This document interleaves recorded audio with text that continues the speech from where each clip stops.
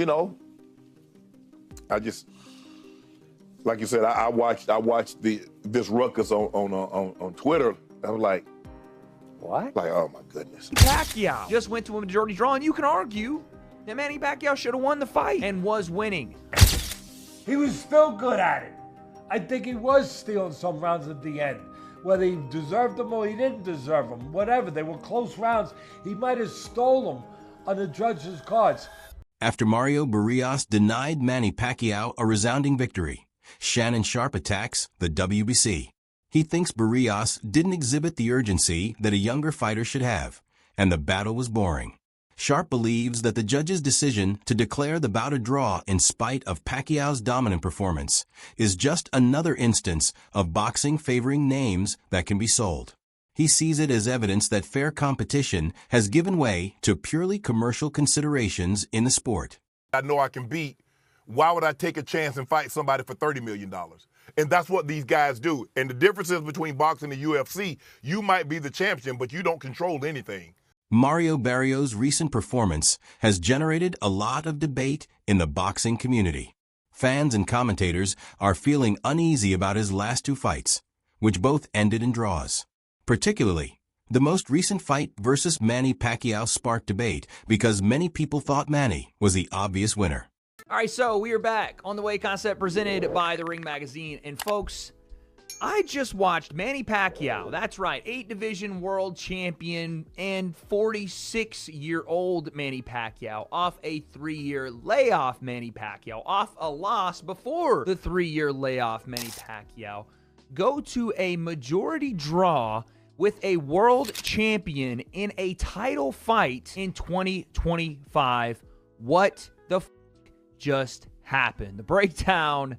Let's go. He is the star of Wade Concept. So like I said, Manny Pacquiao, 2025, fighting for a world championship is not something you expect me to hear. Number one, especially off the 3-year layoff, especially at 147, especially off a loss, and especially not going to a majority draw. This is a win for Manny Pacquiao. I'm just going to say it. Tonight, he fought Mario Barrios on PBC, on Amazon Prime Video for the WBC World Championship. Mario Barrios, I like the guy, but it has to be said, when you have two of your last title defenses ending in a split draw and a majority draw, you may be the worst title holder in boxing right now. I'm sorry. That's not comparing him to being a shitty boxer. It's just saying that as of right now, he might be the worst world champion in boxing. It may be one of the worst I've seen in a while. Also, kind of unrelated, this kind of looks bad for Tank Davis's record because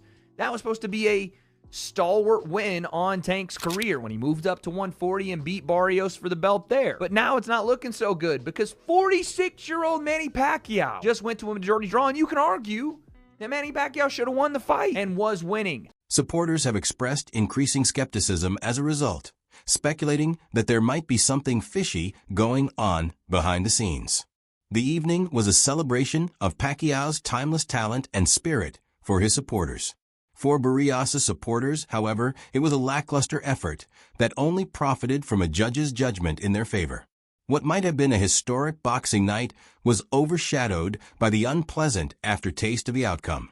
Involved, honestly, because that right there is rough to watch if you're a Barrios fan. If you're a Manny Pacquiao fan, this is a fantastic night. And you could even argue maybe he should have got the belt. But I think where this fight became more close was in the later rounds when Pacquiao, obviously, close to being an AARP member, was going to slow down. And if your game plan, if you're Mario Barrios, is to go, okay, I'm just going to outlast him. Eventually, he's going to slow down. One, it's psychotic to me to even think, I'll wait for the 46-year-old to slow down in the later rounds. Not, I'm going to go and do what I should do as a champion and go after this guy. Respect be damned. It's a world championship fight. I saw some people saying, oh, he's carrying Manny out of respect. Excuse me? After Mario Barrios' lackluster performance in the ring, criticism against him grew. He was obviously outclassed, according to many viewers, despite the official draw. Barrios didn't launch any significant offensive during the battle, instead coming across as timid and passive. He lacked the aggression expected of a fighter at his level and delivered far too few punches. Even though the fight wasn't formally declared a loss, observers observed that Barrios' inability to stand up for himself gave the impression that he had lost morally. Pacquiao, meanwhile, appeared more focused, organized, and determined.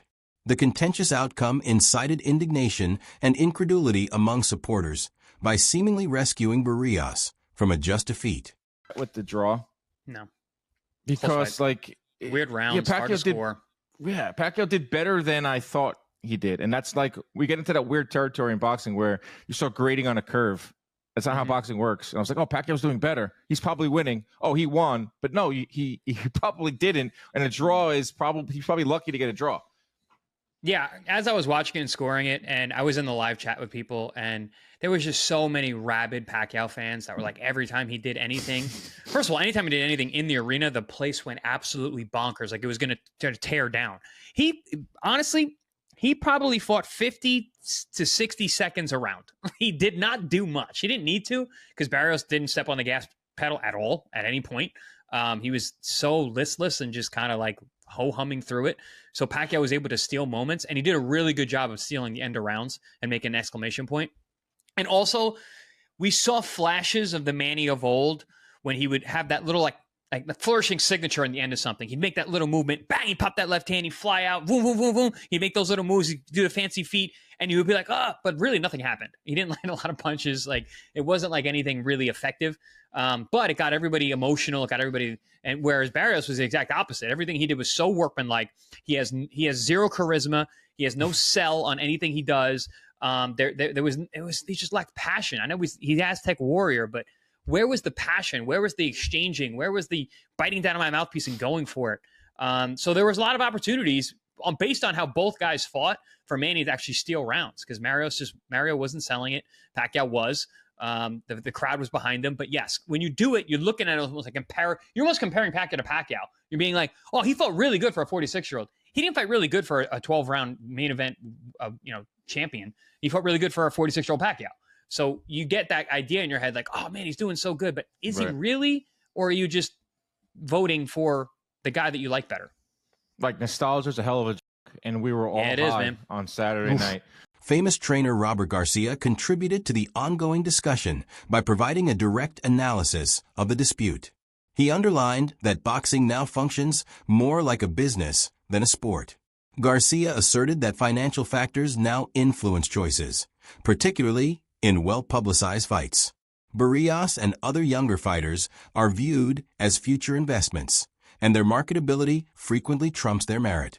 Garcia contended that rulings appear to be biased against Pacquiao since his victory at age 46 doesn't offer promoters long-term value.